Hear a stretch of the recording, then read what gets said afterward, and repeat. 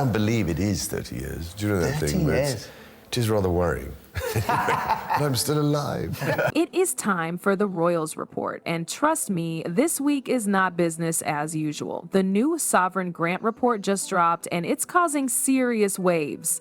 This isn't just about how much money went into palace maintenance or staff salaries. No, this one landed like a bombshell straight on King Charles's desk. According to insiders, the king was so shaken by what he read, he called an emergency meeting. We're talking about no delay, cancel your weekend plans seriously. Senior royal aides were rushed in, doors shut, and no one left until decisions were made. And what triggered this royal firestorm? A financial breakdown that links Meghan and Harry's post-royal ventures to ongoing benefits still funded by the British taxpayers. Security arrangements, travel perks, even connections to their royal branding. It's all allegedly in that report. What's worse, spending's gone up by 41% compared to the year before. And while much of that went toward official royal duties, there's major scrutiny over how the Sussexes might still be getting indirect perks despite stepping away from royal life years ago. We've tried to find ways, meeting the particular needs and challenges that people face, and really aim to try and bring out people's best talents and potential. Because I think a lot of people, that the talent is buried and has never been brought out. And everybody has something, I think. And it's just that business of giving them self-confidence and self-esteem. You know it's serious when a king cancels his weekend. The moment the Sovereign Grant Report landed on King Charles's desk, everything shifted. According to palace insiders, Charles read it cover to cover twice. Not because it was confusing, but because what it exposed demanded a second look. And right after that, he called an emergency meeting. Sources say the king looked visibly shaken and deeply upset. Not because of some petty scandal, but because the report exposed something that threatened the monarchy's integrity. This wasn't just disappointment, it was fury. The kind of fury that moves from shock to action. Charles reportedly told aides, "We gave them every opportunity." Now we close the chapter. For the first time since Megxit, Charles is seriously considering invoking a royal decree, a rare and powerful tool only the monarch can use to strip Meghan and Harry of their Duke and Duchess titles permanently. But what exactly was in this report that has the king ready to cut blood ties?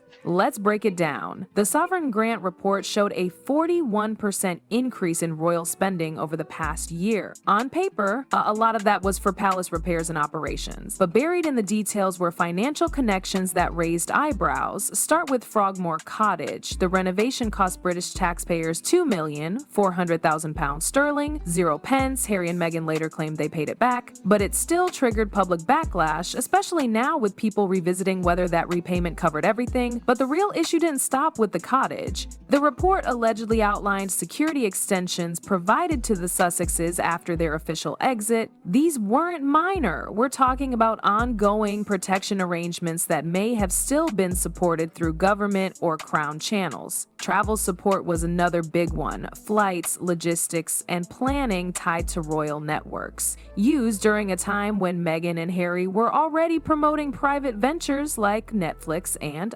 Archewell. And then there's the branding. Duke and Duchess, used in press releases, business documents, and show credits. The prestige they carried into Netflix and Spotify wasn't earned from Hollywood. It came straight from the crown. And this report connects the dots. In short, Meghan and Harry walked away from their roles, but not the resources. They still benefited from the power and privilege of their royal status. And now the receipts are surfacing. And at a certain point, the only thing I want spread thin is my jam. Okay? For the British public, this is where the line gets drawn. People are dealing with soaring energy bills, rising food costs, and economic stress. Meanwhile, 2 multimillionaires are still using royal ties to fuel their commercial empire from a luxury estate in California. The backlash is growing fast. On TikTok, creators are calling out the hypocrisy. Talk shows and radio panels are buzzing. People are calling in, furious about where their tax money may have gone. And that's the real shift. This isn't just a tabloid scandal. This is public trust being questioned. Citizens feel misled. They believed stepping back meant stepping out completely, but this report suggests otherwise. Now Palace is under real pressure. If Charles doesn't act, it could look like weakness. And in royal terms, that's not just bad optics, that's a direct threat to the crown's authority. At this point, King Charles isn't just venting. He's not making a statement for the press or sending passive-aggressive signals through royal sources. According to insiders, the king is actively considering invoking a royal decree.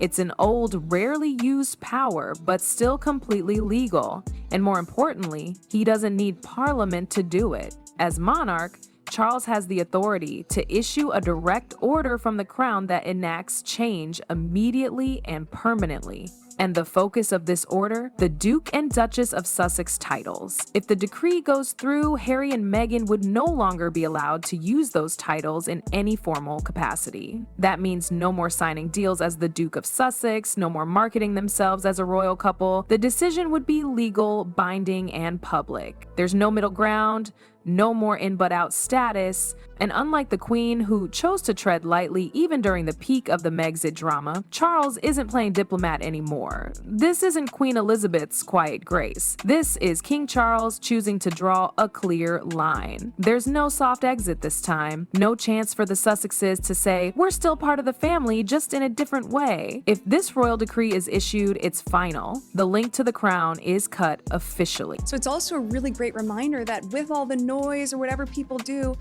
there's still a whole life, a real, authentic, fun life that's happening behind the scenes. I'm just grateful that now, being back on social as well, I have a place where I can share it on my own terms. Let's be honest. So much of Meghan and Harry's post-royal success has come from the titles they carried with them.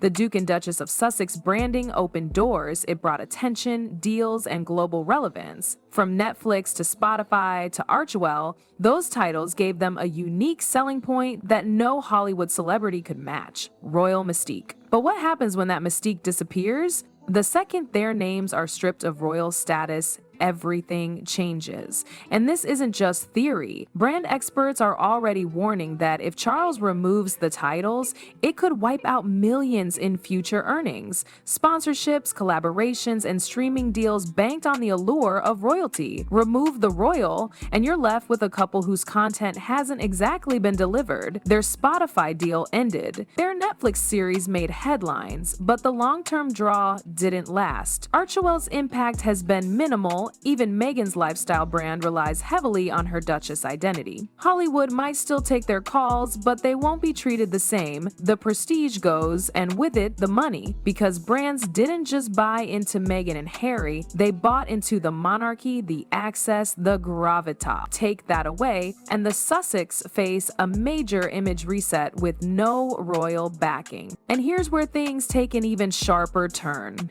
It's not just Charles and the palace feeling the heat anymore. British politicians are stepping in, and they want answers. Reports say members of Parliament are now demanding a full inquiry into how taxpayer money may have supported Meghan and Harry even after they stepped down. This isn't just about optics anymore. This is a public trust issue. Palace aides are in full damage control mode. They know that once Parliament gets involved, the stakes go far beyond royal image. We're talking about accountability and public money being traced. If even one line of that sovereign grant report links taxpayer funds to Harry and Meghan's private ventures, it could trigger political backlash not just against them, but against the monarchy itself. And that's the real threat here, because when the monarchy looks like it's shielding former royals from consequences, it sends the wrong message. People struggling with energy bills and food prices aren't going to be okay with royal resources, even indirectly, supporting a $14 million 0-cent Montecito lifestyle.